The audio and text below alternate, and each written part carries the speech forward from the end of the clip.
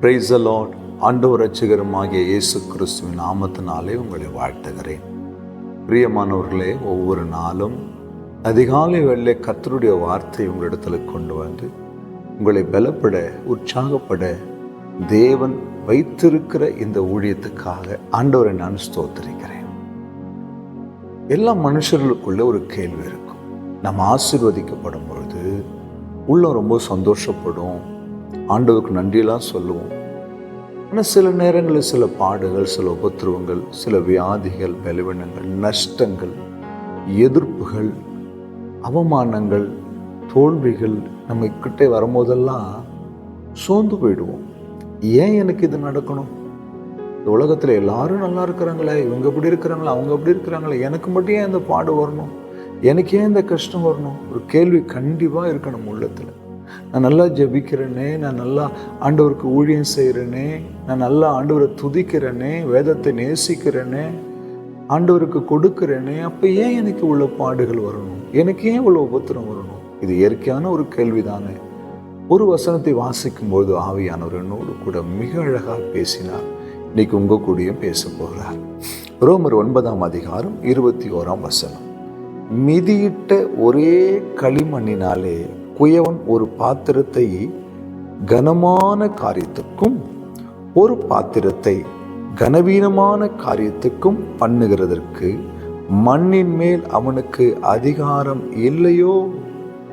எப்படிப்பட்ட வார்த்தை பாருங்களேன். இந்த இடத்துல நம்ம ஆண்டவரும் இரட்சகருமாக இயேசு கிறிஸ்து குயவனாயிருக்கிறார். களிமண்ணை போல் அவர் கைகளில் இருக்கிறோம். நம்மை ஒரு கனமான பாத்திரமாய் உருவாக்குவதற்கும் அவருக்கு அதிகாரம் உண்டு, கனவீனமான பாத்திரமாய் உருவாக்குவதற்கும் அவருக்கு அதிகாரம் உண்டு. குயவனுடைய விருப்பத்திற்கு விட்டு கொடுத்து போகும்பொழுதுதான் அந்த பாத்திரம் உருப்பெறவே முடியும். இந்த வார்த்தை வாசிக்கும் போது யோசித்தேன், ஒருவேளை எனக்கு உபத்திரவப்படுவதற்கு இந்த நாட்களை ஆண்டவர் நியமித்திருக்கிறார், நிச்சயமாய் மகிழ்ச்சியின் நாட்களை கொடுப்பார். இந்த நஷ்டத்தை கர்த்தர் எனக்கு அனுமதித்திருக்கிறார், நிச்சயமாய் இந்த நஷ்டத்தை லாபமாய் மாற்றி கொடுப்பார். இந்த தோல்வியை கர்த்தர் எனக்கு அனுமதித்திருக்கிறார், ஒருவேளை இந்த தோல்வி முடிந்து கர்த்தர் எனக்கு ஒரு பெரிய ஜெயத்தை கொடுப்பார். ஒவ்வொரு காரியங்களும் வாழ்க்கையிலே வரும்பொழுதெல்லாம் நிச்சயமாக இந்த சூழ்நிலை மாறும்.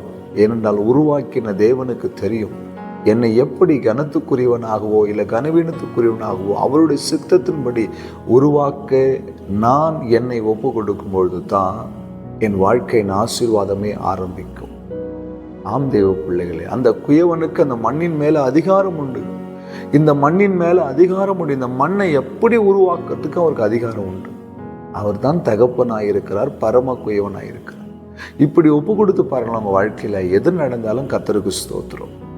யோபு எப்படி சொல்ல முடியும் இந்த வார்த்தையை? கர்த்தர் கொடுத்தார், கர்த்தர் எடுத்தார், கர்த்தருடைய நாமத்துக்கு ஸ்தோத்திரம்.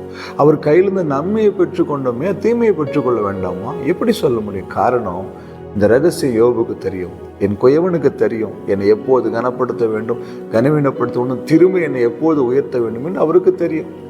எது செய்தாலும் அவர் சித்தம் என்று அவருடைய விருப்பத்திற்கு விட்டு கொடுத்து வாழ்ந்து பாருங்க, வாழ்க்கை ஆசீர்வாதமா இருக்கும். நான் கற்றுக்கொண்ட சத்தியத்தை உங்களோடு சொல்லுகிறேன். உங்களுக்கு பிரயோஜனமாக இருந்தால், கர்த்தர் உங்களோடு கூட பேசினால் அதன்படி வாழ ஒப்பு கொடுங்கள். ஆண்டவர் உங்களை ஆசீர்வதிக்கட்டும். ஜெபிக்கலாமா? அன்பும் இரக்கமுள்ள ஆண்டவரே, பரம குயவனே, களிமண்ணை போல உடைய கையில் இருக்கிறோம். எங்களை எப்படி உருவாக்க வேண்டும் என்று உங்களுடைய சித்தமோ அப்படி உருவாக்கப்பா. உங்களுடைய கரத்தில் எங்களை அர்ப்பணிக்கிறோம், களிமண்ணாய் ஒப்பு கொடுக்கிறோம். இயேசு கிறிஸ்துவின் நாமத்தில் பிதாவே, ஆமென். ஹல்லேலூயா. God bless you.